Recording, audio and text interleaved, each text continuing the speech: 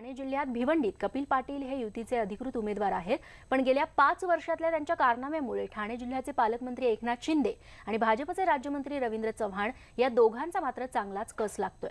जागा हातची जाऊन नामुष्की ओढावेल या भीतीनं सध्या दोन्ही मंत्री कामाला लागलेत। भाषणाची सुरुवात करताना माझ्याकडून कळत नकळत युती तुटल्याच्यामुळे आपल्या सहकारी शिवसेना पक्षाच्या काही सहकाऱ्यांना दुखावलं गेलं असेल, त्याबद्दल मी सगळीकडे दिलगिरी व्यक्त केली, माफी मागितली। माफी मागणारा काही छोटा होत नाही आणि माफ करणाराही छोटा होत नाही। निवडणुकीच्या तोंडावर कपिल पाटलांना जाहीर सभेत अशी माफी मागण्याची वेळ आली आहे। यावरूनच लक्षात येतं की त्यांना त्यांच्या मतदारसंघात किती विरोध आहे, त्यांच्यावर किती नाराजी आहे। या विरोधाच्या कारणांवर पण नजर टाकूया। विरोधास कारण की आपल्याच पक्षातल्या लोकांना सतत विरोध, पक्षांतर्गत कुरघोड्या, आपलंच म्हणणं खरं करणं, मित्र पक्षातल्यांना त्रास देणं, पदाधिकारी नेते तसंच सर्वसामान्यांना भेट नाकारणं। कपिल पाटील यांना उमेदवारी जाहीर होण्यापूर्वी अनेकांनी वरिष्ठ नेत्यांकडे त्यांच्याविषयी उघड नाराजी बोलून दाखवली होती। त्यामुळे आधी त्यांची नाराजी दूर करणं आणि आता पाटलांना निवडून आणणं हे आव्हान एकनाथ शिंदे आणि रवींद्र चव्हाण या दोन्ही मंत्र्यांसमोर आहे। एकनाथ शिंदेंनी कार्यकर्त्यांना चुचकरण्यासाठी पाटलांचे कान टोचले, तर ठाणे जिल्ह्यातल्या भिवंडी या एकमेव मतदारसंघात भाजपचा उमेदवार असल्यानं रवींद्र चव्हाणांनी कंबर कसली आहे।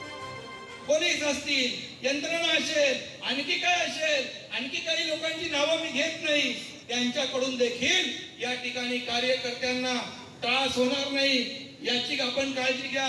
मी पालकमंत्री असताना देखील माझ्याकडे आपल्या कार्यकर्त्यांची भांडणं होतात, पदाधिकाऱ्यांची भांडणं होतात, मारामाऱ्या होतात, पण मी कधीही पोलीस स्टेशनला समोरच्या कार्यकर्त्याला बंद करा, आमच्या कार्यकर्त्याला सोडा असं कधीच सांगत नाही। भिवंडीमध्ये सुद्धा असं वातावरण नाही की जे वातावरण आपल्याला वाटतंय। शिवसेना, भारतीय जनता पार्टी, आरपीआय आणि इतर घटक पक्षातील सर्वच्या सर्व मंडळी हे एकत्र येऊन त्या निवडणुकीमध्ये अतिशय चांगला प्रचार करतायत आणि त्याही ठिकाणी विक्रमी मताने भिवंडी लोकसभा मतदारसंघातील शिवसेना, भारतीय जनता पार्टी, आरपीआयचे उमेदवार कपिल पाटील हे जिंकून येतील यात काही शंका नाही। सध्या परिस्थितीत कपिल पाटील यांची मात्र चांगलीच भंभेरी उडाली आहे, पण एकाची मग दुसऱ्याची नाराजी दूर करताना दोन्ही मंत्र्यांच्या नाकी नऊ आले।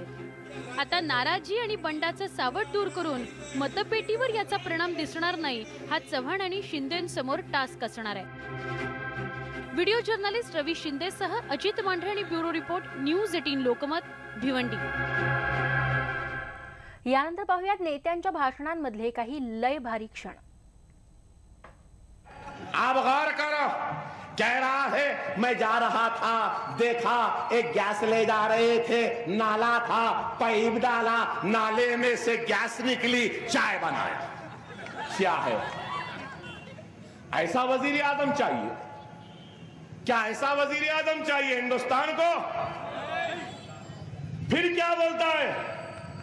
वो महाभारत के टाइम पे वाहन थी, सेलफोन भी था, बोला भाई एरोप्लेन था, फिर क्या बोले? प्लास्टिक सर्जरी भी थी।